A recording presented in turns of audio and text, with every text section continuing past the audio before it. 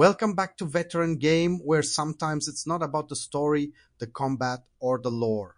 It's about pure, unfiltered momentum. And Haste, Broken Worlds. It's not just fast, it's not just furious.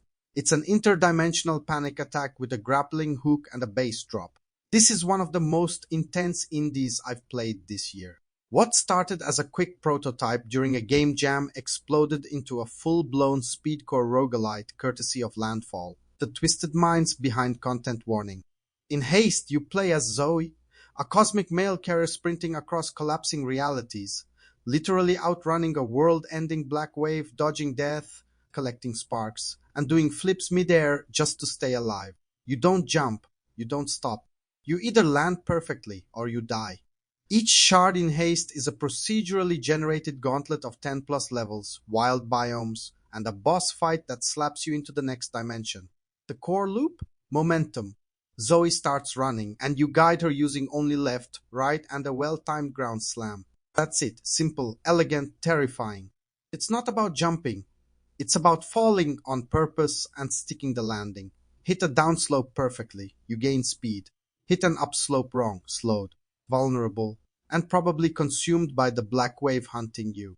There's this flow to Haste, this constant rush of dopamine and dread. Every second matters, every landing is graded. And when you chain together perfect landings, while EDM slaps in the background and missiles rain from the sky, you forget you're playing a game. You become Speed. It's hard, but fair. Every death teaches you something. Every run is a little faster, a little smoother, a little more dangerous. Haste's roguelite structure is tight. Fail a run, you still earn permanent currency, beat a shard. You unlock new items, upgrades, and tools. The gear, genuinely game-changing.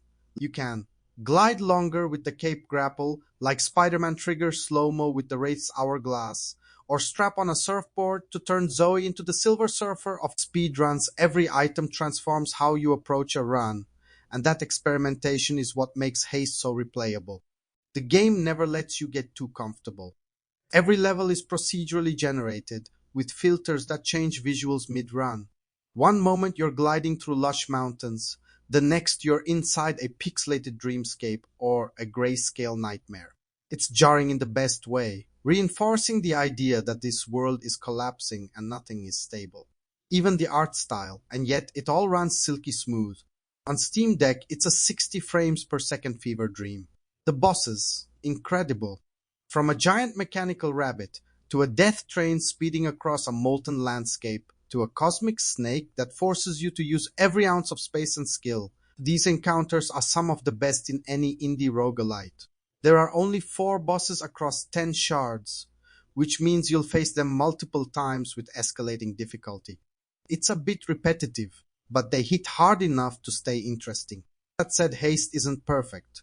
There are 2 brutal difficulty spikes, right after shards 2 and 7, that can feel unfair, especially if RNG isn't on your side.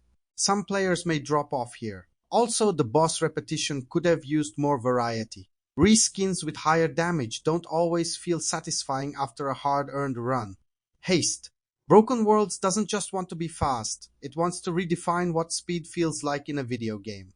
With brilliant design, minimalist inputs, roguelite replayability, and a soundtrack that goes hard, this is one of 2025's wildest indie hits. At Veteran Game, we're giving Haste a 9 out of 10. Unfiltered momentum, pure adrenaline, and surprisingly, a lot of soul. What's the fastest game you've ever played? And could you survive 5 minutes in Haste's boss levels? Let me know in the comments, and don't forget to like, subscribe, and slam that bell like Zoe slams a perfect landing. This is Veteran Game, and we run like the world's ending.